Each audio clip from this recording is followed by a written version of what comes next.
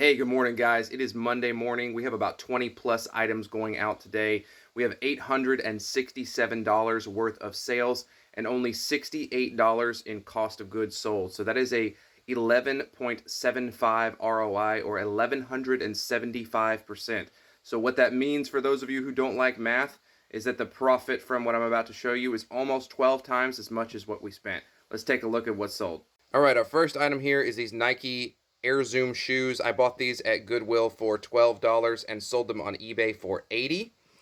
This building set, it's a model kit, I bought as part of a bulk buy. I paid $3 for it and I sold that for about 15 bucks. This Yahtzee handheld game, which I tested and works, came out of a storage unit that I recently bought. I have allotted about $2 in cost to every item in that storage unit based on what we paid divided by the number of items that I actually listed. So I just spread it evenly across everything. That sold for $30. This little Irish figurine my wife picked up at a garage sale for 50 cents. There was a collection of them. They all have pieces of what's called the Blarney Stone, which is a castle in Ireland that's supposed to be good luck. So 50 cents into that, sold that for $7.99. We've got 12 more bars of soap going out. So one person bought 8 and another person bought 4. So this is 2 separate orders. I have $2.40 into each set of these. So 60 cents per bar. These sold for 22. This sold for 40. So lots of profit in those. These little people are all Disney princesses. I picked this bag up for $6 at a thrift store, and I sold that yesterday for 40. This hat is from the 2008 Beijing Olympics, and a little like driver's cap. It's a Polo brand. I paid $2 for this at a thrift store and sold that for 15. These are Greg Norman shorts that I bought from the Goodwill bin, so I probably have $2 into those. Those also sold for $15. This E-Force racquetball racket I got at Goodwill for $7 and sold that for $35. A couple more of our Stanley Cook cups are going out. These are selling for $20 a piece. I'm not really getting offers on them anymore. I guess I found the right price point and they're just selling. So those are really good profit. I've got $2.67 into each one. This pneumatic tool I've actually already sold once, and I sold it for more the second go around. It got returned to me because the buyer said that it was working when he got it and then it stopped. I tinkered with it a little bit and got it working again, and it's fine now. And we bought this at a garage sale for $10 and I sold this for $162.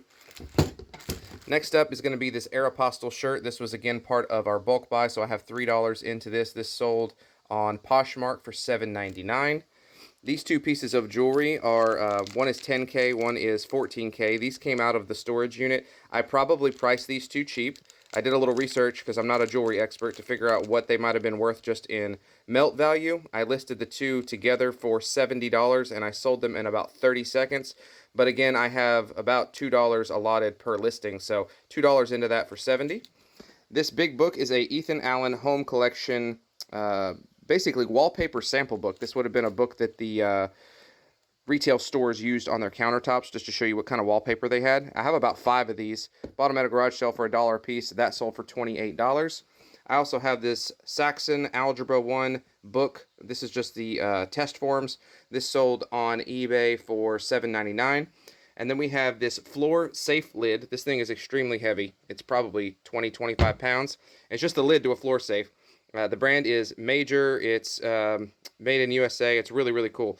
This sold for $75 on eBay, I believe, and I have about $10 into that.